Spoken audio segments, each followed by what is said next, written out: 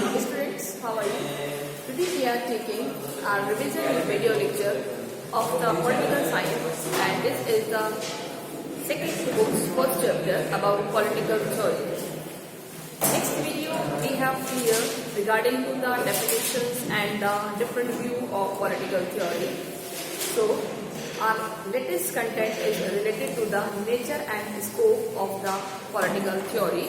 So in this content, we have already cleared about some points that is related to natures of the political theory and scope of the political theory. Political theory means a scope which covers the maximum area of the human's life because it related to the human science, it related to the human need. So there is a broader view. Because we can say that we have read two kinds of view, just like traditional view and the modern view. So on the basis of these view, we can say that this theory is more applicable, more effective in the modern view, because in today's government, work every sector. Never, we can say there is nothing any sector which is not done by the government. So we can say in today's era, in each and every sector which is required for the upliftment of the society, it is conducted by the government. And in today's era, we are belong to the democratic manner. So all these factors are combined the welfare of people. सो इसके basis पर ही हम कह सकते हैं कि आज की जो गवर्नमेंट है वो हमारे लिए बहुत सारे काम करती है और यही एक ब्रॉडर व्यू को रिफ्लेक्ट करती है. So we are starting our remaining concepts, remaining topic on the scopes. So we have also clear 4 point that is about the study of political ideology. So we are starting that the study of association and institutions. Scope, nature and scope of political theory. So fifth point we are starting from here, that is the related to the study of associations and the institutions. The study of associations and institutions. Just look at here. See, all these associations or institutions which is made by the government, and these are reflect the some works which is done by the any institutes. Just like a institution established in the state, like pressure group, political parties, and communications group. So these are come after the welfare. Clear? So सारे के सारे जो institutes हैं, relation organisation से सबका relation किसी न किसी तरीके से वेलफेयर करना ही है. तो अब हम इसमें डिटेल लिखेंगे. लिखिए, the various institutions are important. The various institutions are important.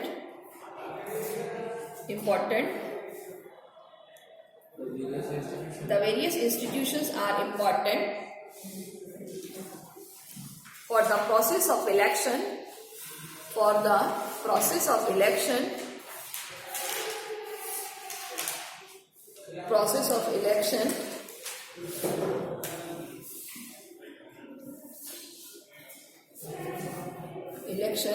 to choose the government.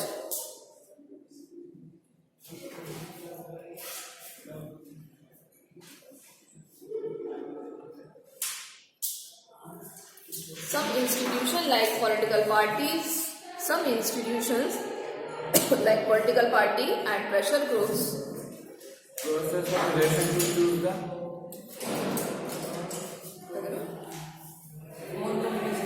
process of election to choose the government. Next we go, the importance of the political parties.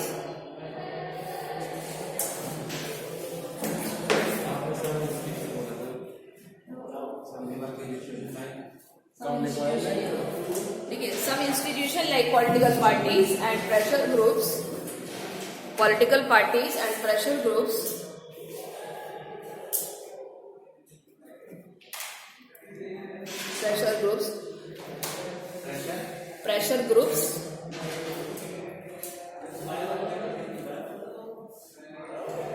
are the means of communication,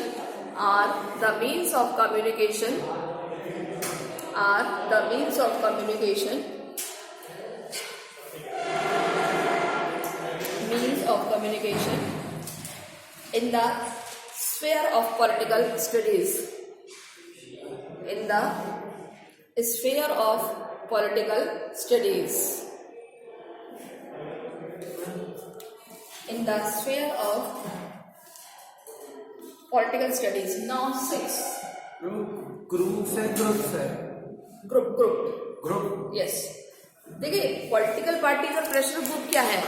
ये सब हमारी help करते हैं ना government को choose करने में। जैसे पॉलिटिकल पार्टीज बहुत सारी होती हैं, तो डिफरेंट पॉलिटिकल पार्टी इलेक्शन लड़ती है, हम उसमें से सबसे बेटर को इलेक्ट करते हैं। ठीक है, तो ये एक इंस्टीट्यूशन ही तो हुए। एसोसिएशंस क्या होता है? लोगों का ग्रुप होता है, उसी से इंस्टीट्यूट्स बनते हैं। जैसे पॉलिटिकल पार्टीज हो गई, प्रेशर ग्रुप्स हो गए, तो ये सब हमारे लिए गवर्नमेंट को चूज करने में हेल्प करते हैं। प्रेशर ग्रुप जैसे हमने पहले भी पढ़ चुके हैं कि किसी भी प्रॉब्लम को रिमूव किया जा सकता है। अगर हम गवर्नमेंट के थ्रू प्रॉब्लम को सॉल्व नहीं कर पा रहे तो हम किसी प्रेशर ग्रुप के थ्रू जुड़ करके उस प्रॉब्लम को रिमूव कर सकते हैं। So now we are taking our next content, that is the study of right and duties. Study of rights and duties. What is the rights and what is the duties? Fundamental duties. Yes, fundamental rights and the fundamental duties. Where it is provided? It is provided only in the constitution. और constitution को कौन protect करता है? Judiciary protect करती है। Judiciary किसका part है? Government का पार्ट है। गवर्नमेंट का मतलब पॉलिटिक्स, पॉलिटिक्स मतलब पॉलिटिकल थ्योरी का एक हिस्सा। तो हम इसकी स्टडी करते हैं। तो पॉलिटिकल थ्योरी में हम किसकी स्टडी करते हैं? राइट्स की और ड्यूटीज की। कि क्या सभी लोगों को राइट्स और ड्यूटीज मिले हुए हैं या नहीं मिले हुए? मिले हुए हैं। उन राइट्स के थ्रू हम क्या करते हैं? अपना डेवलपमेंट करते हैं। और ड्यूटीज के थ्रू हम क्या करते हैं? और ड्यूटीज के थ्रू हम क्या कर सकते हैं? ड्यूटीज के थ्रू हम ये कर सकते हैं कि हमारा देश के प्रति क्या कर्तव्य है। Okay, so all these things provide as the rights and the duties. Okay, तो इसकी हम डिटेल देखेंगे। Political theory is the study of right and duties. Political theory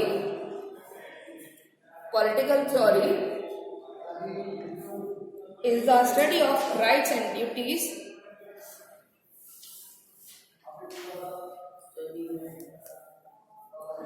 Rights and duties. All duties and rights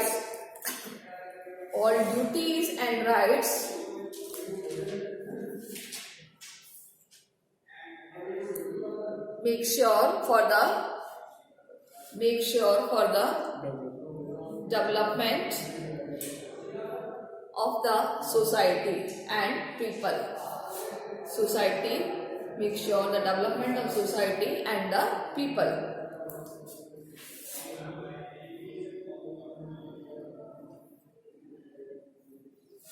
One more easy, the study of political parties. What is political parties? राजनीतिक दल। ठीक है, क्या ये जरूरी है हमारे लिए? Yes, these are compulsory, because ये हमें क्या करते हैं? हमारे सामने एक ऐसी गवर्नमेंट बनाने का टारगेट रखते हैं जिसकी हम एक्सपेक्टेशन करते हैं। और each of political party make the competition among them, so which one is better. हम देखते हैं कि हम किसी एक पॉलिटिकल पार्टी को इलेक्ट करते हैं एंड वो अपनी गवर्नमेंट बनाती है। और ये पॉलिटिकल पार्टीज भी क्या करती हैं? अपना काम अच्छे तरीके से करती हैं ताकि इनको री इलेक्ट किया जा सके। So this is the system. और इनके बारे में हम कहाँ पढ़ते हैं? In the political theory. Clear? So ये हमारी मॉडर्न डेमोक्रेसी की बेसिक कंडीशन है। क्या? Political party. क्या आप बताइए अब बिना पॉलिटिकल पार्टी डेमोक्रेसी की कल्पना की जा सकती है क्या? नहीं की जा सकती, क्योंकि डेमोक्रेसी का मतलब क्या है? इलेक्शन। इलेक्शन का मतलब क्या है? Political party. देखिए, पहले हमारे पास मोनार्की हुआ करता था, मतलब किंग का रूल। आज क्या है हमारे पास? डेमोक्रेसी। पहले कोई पॉलिटिकल पार्टी थी क्या? नहीं थी। आज के टाइम में देखें तो हम क्या है हमारे पास? Multiple political parties. ये क्या करती है? इलेक्शन करती है। और जो विनिंग पार्टी होती है वो अपनी क्या बनाती है? गवर्नमेंट रूल करती है, गवर्नमेंट बनाती है। ठीक है, so these are the basic condition. So लिखिए, in modern democratic countries, in modern, इसका डिटेल लिखिए, in modern democratic countries political parties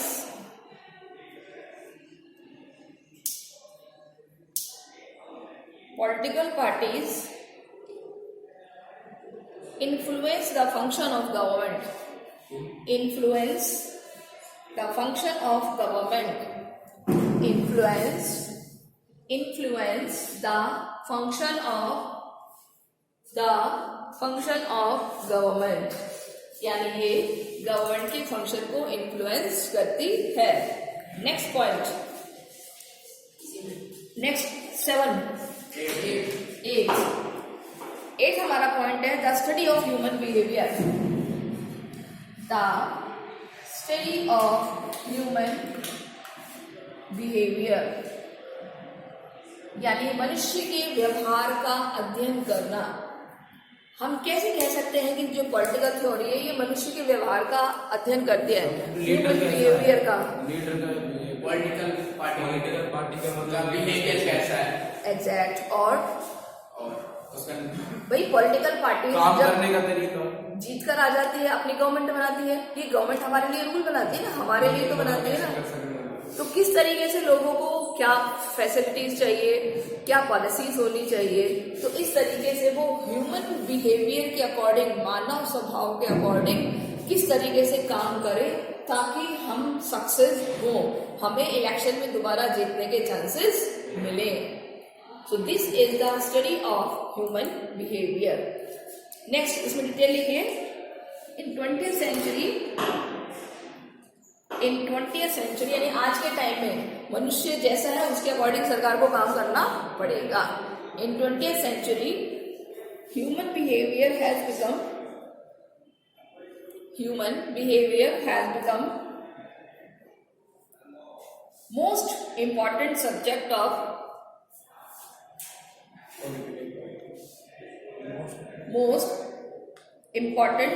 of political theories. Political theory का सबसे ज्यादा इंपॉर्टेंट सब्जेक्ट बन गया है। Okay, and last the study of policy formulation. 9, the study of policy formulation. नीति निर्माण करना। क्या ये पॉलिटिक्स में होता है कहीं बाहर होता है? पॉलिटिक्स में ही होता है, क्योंकि राजनेता लोग हमारे लिए क्या बनाते हैं? नई पॉलिसी। आपको पता है पॉलिसीज कहाँ बनाई जाती है? कौन से ऑर्गन्स में पॉलिसी? पार्लियामेंट में। Very good. ठीक है, तो जब हमारे लिए पॉलिसी बनेगी तो नो डाउट पॉलिसी बनाने वाले कौन हो गए? पॉलिटिशियन हो गए। पॉलिटिशियन किससे जुड़े होते हैं? पॉलिटिक्स से जुड़े थे। और पॉलिटिक्स किसका पार्ट है? पॉलिटिकल थ्योरी का। पॉलिटिकल थ्योरी का ही पार्ट है ना। तो हमारा कंटेंट भी तो यही है कि जो इसका क्या स्कोप है, स्कोप मतलब कौन कौन से एरियाज को ये कवर करता है। तो एक एरिया है कि यह पॉलिसी फॉर्मुलेशन का काम भी करता है जो हम जनता के लिए बनाते हैं। क्लियर? तो इसमें 2 लाइन लिखिए, political theory is also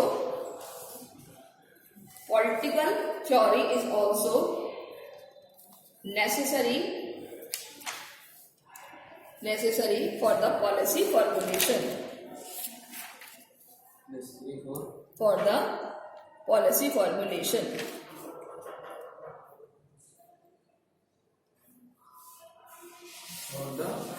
For the policy formulation.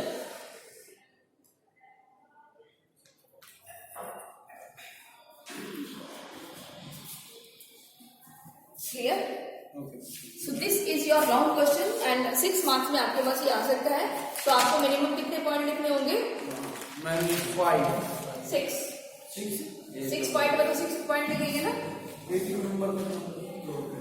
ठीक है। मैंने आपको कितने पॉइंट लिखवाए हैं?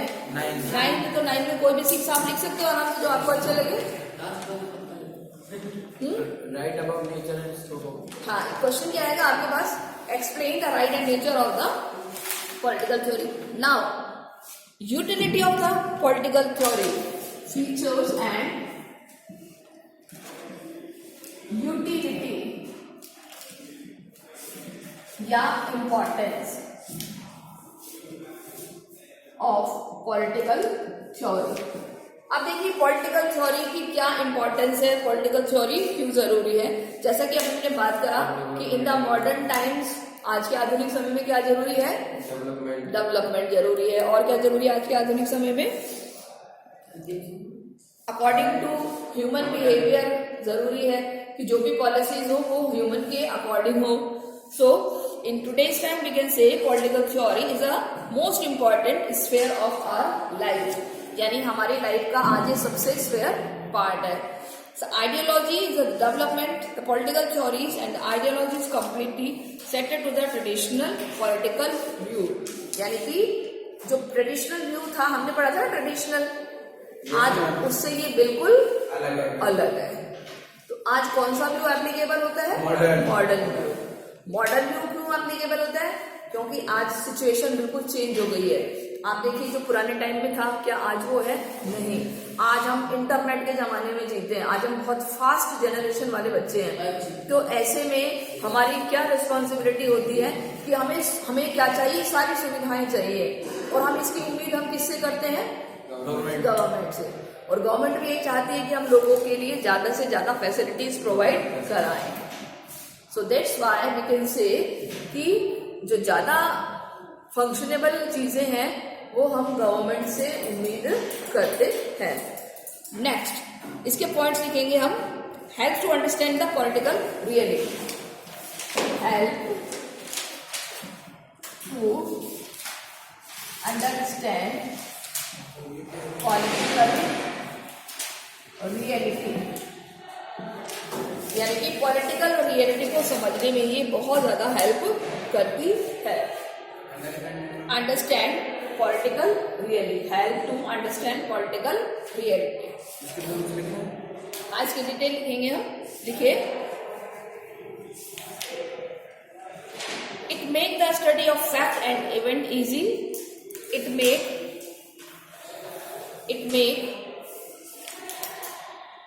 the fact, it make the study of fact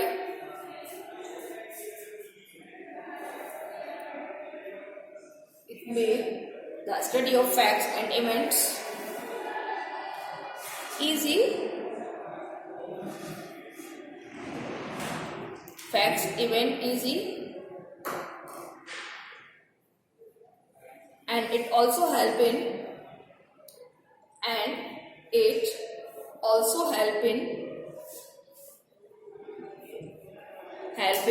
systematic arrangement of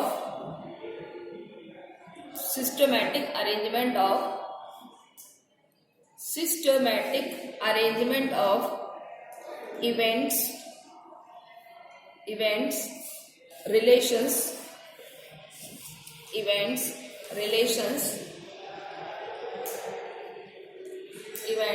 relations for external world, WORLD, world, यानी कि बाहरी दुनिया के साथ हमें किस तरीके से रिलेशन रखना है, बाहरी दुनिया के साथ हमें किस तरीके से कोलैबोरेट करना है। So they help to make a systematically order.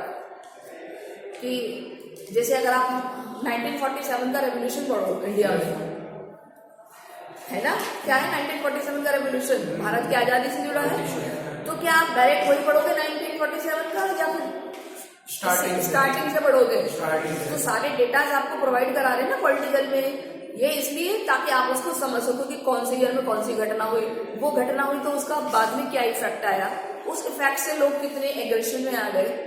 तो each and everything will provided into the political theory, and all facts का जो सिस्टम होता है वो हमें रियलिटी बताने के काम आता है कि हमारी वास्तविकता क्या है। अगर आप 1947 के बारे में नहीं पढ़ोगे तो आपको पता चलेगा, क्या पता चलेगा कि हम आजाद हुए थे या हम गुलामी थे, हमारा प्रीवियस हिस्ट्री क्या है, पता चलेगा क्या? नहीं पता चलेगा। आपको कैसे पता चलेगा? जब इसकी स्टडी कराई जाएगी। तो अब बताइए, क्या पॉलिटिकल और हिस्ट्री इंपॉर्टेंट है या नहीं?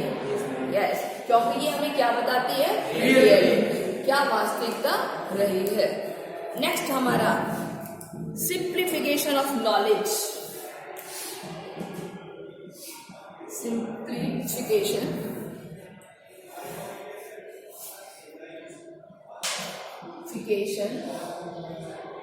Of knowledge. देखिए, it convert fact into the symbols. It convert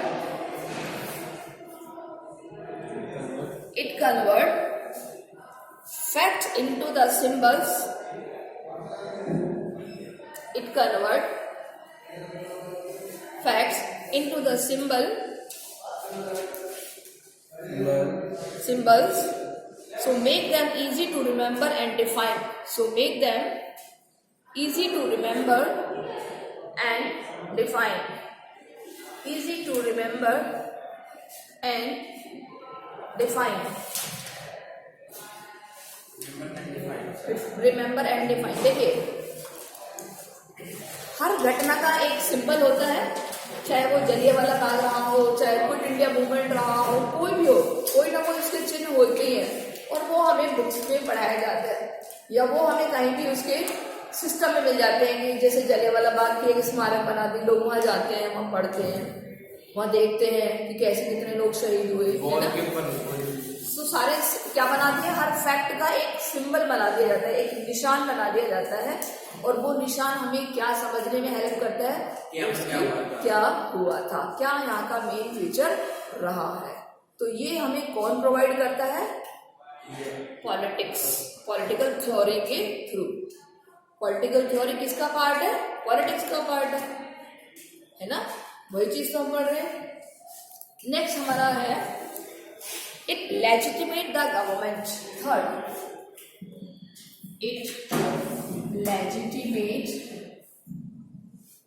the government.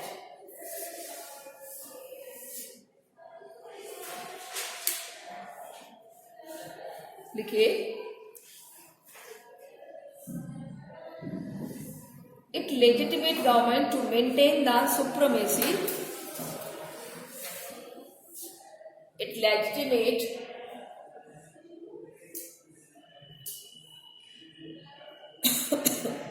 to maintain the supremacy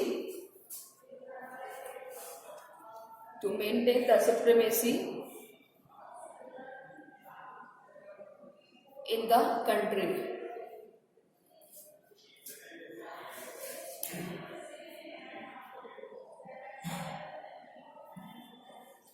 देखिए, लेजिटिमेट वर्ड आप लोग काफी सारे बच्चों के लिए नया होगा। What is the meaning of legitimate? Legal. कोई गवर्नमेंट लीगल हम कब कहेंगे? एग्जैक्ट। इलेक्शन जीतने के बाद वो क्या बन जाएगी? गवर्नमेंट। और उसके पास क्या हो जाएगी? सुप्रीमेसी। सुप्रीमेसी मतलब पावर का यूज। ऐसी गवर्नमेंट कैसी होगी? Legitimate government. अब कौन सी गवर्नमेंट को हम लेजिटिमेट गवर्नमेंट नहीं कहेंगे? कांग्रेस, कोएलिशन गवर्नमेंट, किसी गवर्नमेंट ये जो हार गया, अगर वो गवर्नमेंट बनाते तो कहेंगे वो देखो हार गया, मेरी अपनी गवर्नमेंट बना रहा है। या फिर कोई जबरदस्ती हम पर रूल करता है, थ्रू द डिक्टेटरशिप, तो फिर वो क्या लेजिटिमेट होगा? क्या वो कानूनन होगा? नहीं, इलीगल होगा। For the legitimate process in democracy, so it is the basic condition to conduct the election and there should be a many political party. उनमें एक कंपटीशन होना चाहिए ना, आफ्टर दैट जो विनिंग पार्टी है वही रूल करे, जिसने अपनी मेजॉरिटी प्रूव करी है। इस तरह से बनी हुई सरकार क्या कहलाती है? Legitimate government. इस तरीके से बनी हुई गवर्नमेंट क्या कहलाती है? Legitimate government. अब लेजिटिमेट का मीनिंग समझ में आ गया? क्या है लेजिटिमेट का मीनिंग? लीगल, कानूनी रूप से बनी हुई सरकार। Okay. help to resolve the problem. Help to resolve the problem.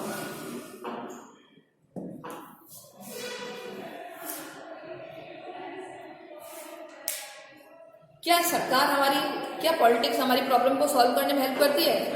Yes, देखिए,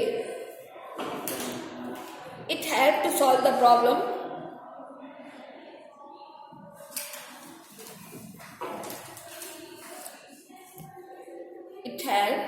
to solve the problem in national and international level. Problem in national or international level. National or international level.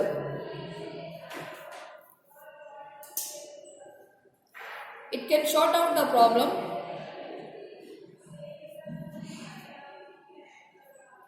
It can sort out the problem of war. It can sort out the problem of war, sovereignty, and nationality.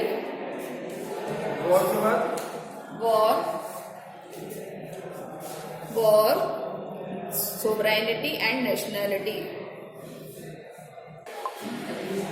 So, यानी कि problem कोई भी हो, चाहे national हो या international हो, हर तरह की प्रॉब्लम को सॉल्व किया जा सकता है. And one more point we can write, that is used for proper means to fulfill the objective.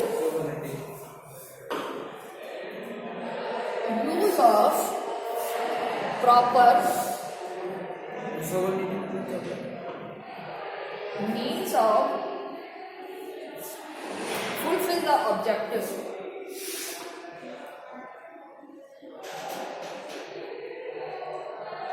यानी कि जो भी हमारा उद्देश्य है उसको पूरा करने में ये हेल्प करता है. सोवराइनिटी मतलब पावर. सोवराइनिटी देखिए, पावर दो तरह की होती है. मैं आपको एक एग्जांपल देती हूँ. पावर टू टाइप होती है, लीगल और इलीगल. लीगल और इलीगल, क्या फर्क है दोनों में? थ्रो हमें जो लॉ के अकॉर्डिंग मिलती है, और एक होती है जो बलपूर्वक ली जाती है, फोर्स से ली जाती है, कि मैंने जबरदस्ती सरकार की गद्दी पर कैप्चर कर लिया, तो वो कैसी होगी? फोर्सफुली. पॉलिटिकल जुडिशरी पॉलिटिक्स का पार्ट है. हमने 3 ऑर्गन्स पढ़े हैं ना सरकार के. कौन से ऑर्गन्स पढ़े हैं? Executive, judiciary. तो जुडिशरी किसका पार्ट हुआ? पॉलिटिक्स का पार्ट हुआ.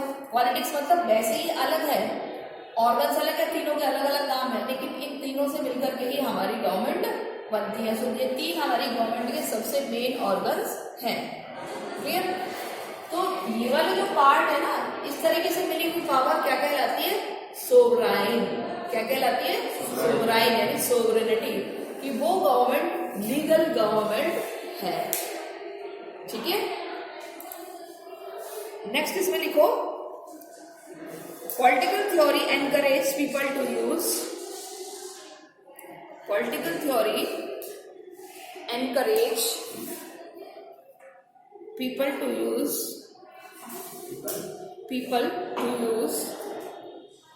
fulfill their objectives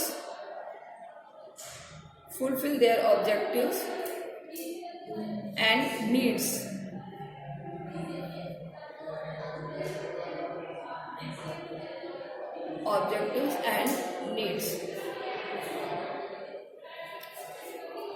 अब देखिए, पॉलिटिकल थ्योरी यानी पॉलिटिक्स हमें क्या प्रोवाइड करा रही है? हमें वो प्रोवाइड करा रही है जो हमारी नीड्स है, जो हमारे ऑब्जेक्टिव्स है, जो हमारी लाइफ के गोल है, जो हमारा लक्ष्य है, उसको पूरा करने में हमें सपोर्ट कर रहे हैं. क्योंकि इतनी भी जॉब होती है, वैकेंसीज होती है, सब कौन निकालता है? गवर्नमेंट. और इसी से हम अपनी नीड्स को क्या करते हैं? फुलफिल करते हैं. सपोज अगर गवर्नमेंट नहीं होती तो हमारे पास एजुकेशन भी नहीं होती, एजुकेशन नहीं होती तो कोई जॉब्स भी नहीं होती. तो जो भी हमारी सिस्टम्स हैं उसको चलाने में, उसको नीड्स को फुलफिल करने में कौन हेल्प कर रहा है? Only the government. क्लियर? तो इस तरीके से नेक्स्ट एक मिनट ले लो। नेक्स्ट अगर हम बात करें inspire the political movement, inspire the political movement, यानी कि जितने भी पॉलिटिकल मूवमेंट्स होते हैं उनको इंस्पायर करती है।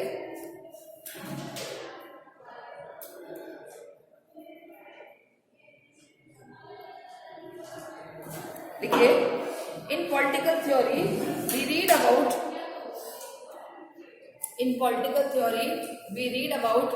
many political movements. We read about many political movements. We read about many political movements and revolutionaries.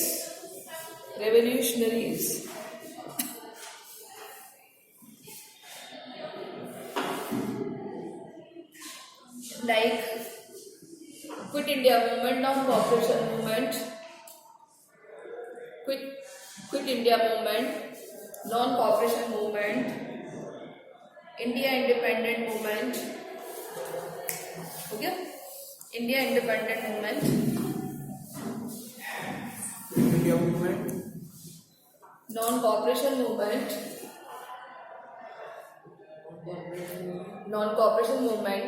India independent movement, about Mahatma Gandhi, Bhagat Singh, Sukhdev,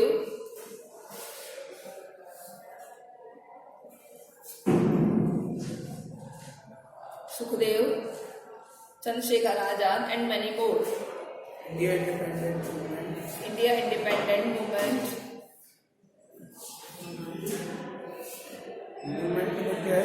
movement and about Bhagat Singh, Sukhdev, Chandrasekhar, Mahatma Gandhi,